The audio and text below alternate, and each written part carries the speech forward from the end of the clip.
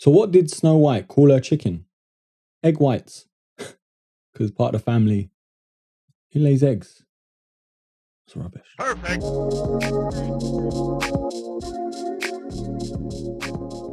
Right, broskies, I am back with one of the biggest surprises of the year. One of the biggest drops of the year, in my opinion, when it comes to the Air Max 1. It is the Air Max 1 Cell Lightbone.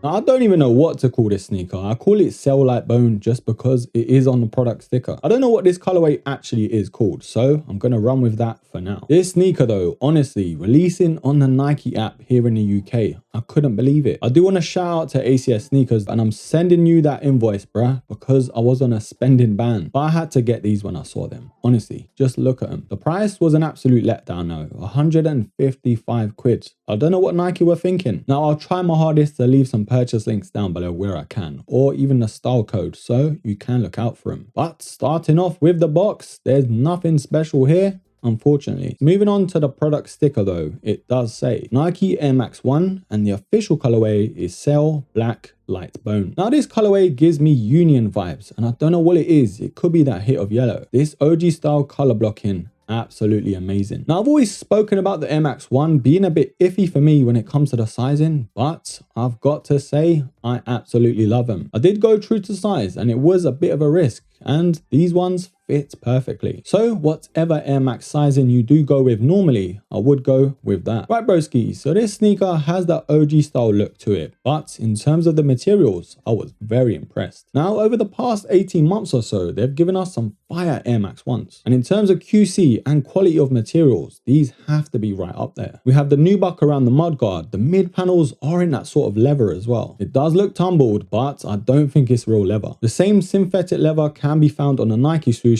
in black, and the OG style mesh to the Air Max 1 does return to the underlays. And then around that toe box, we do of course have that short hair suede. Now these do come with only one set of laces, and the white pair just works. You could go for more of a cell or darker pair, but this one for me is fine. Now, one of the only letdowns, if not the only letdown to this sneaker, is the tongue. I just found there wasn't enough padding in there for me. When it comes to the Air Max 1 and the 90, I love a padded tongue. But still, it does work in how it looks. Of course, we've got that yellow Nike Air Max branding on the top of it, which does actually go nicely to the eyelets towards the top. Now, the sock liner does come in black, which is a nice contrast to the yellow. And I do say yellow, but it does feel like more of an orange. It's sort of a mixture between the two. But anyway, we do have that insole in that yellow with the Nike branding towards the back. Now, the panel and padding around the ankle collar is what you expect from an Air Max 1. Very, very comfortable. And that color isn't half bad as well. We do have that gold stitched in that Nike Air towards the back, and it does add a nice shine. I can't lie, I would have preferred that yellow, but the gold still does work. But around that though is that suede again, which adds another nice touch to the quality. Now, I'm going to be one of the first ones to say it. This Cell midsole just works so well. They could have went with white, but the Cell, I'm glad they did. We have hits of gold again in the Nike Air unit, which looks pretty cool. And the outsole is as traditional as it gets here. The iconic waffle design. Well, broskis, what are we thinking so far? Are you surprised as I am and how good these are? And most importantly, are these a buy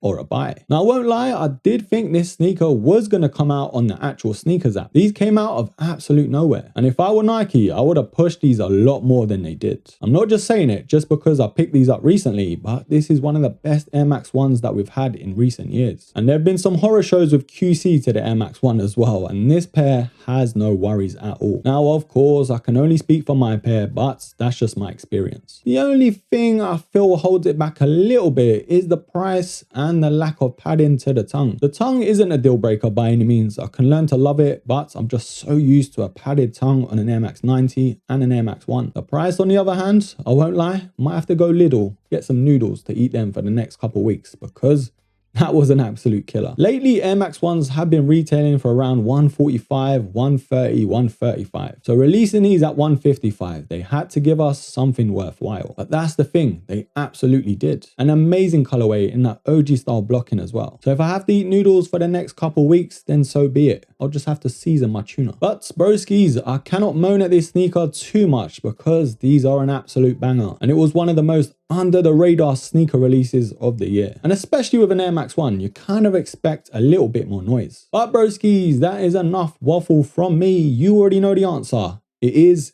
indeed a buy.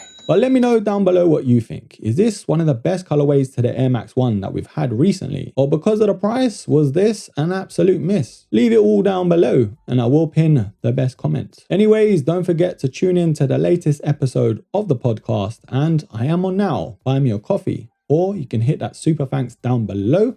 And whilst you're here, don't forget to like, subscribe, comment, and share. And till the next episode, take care.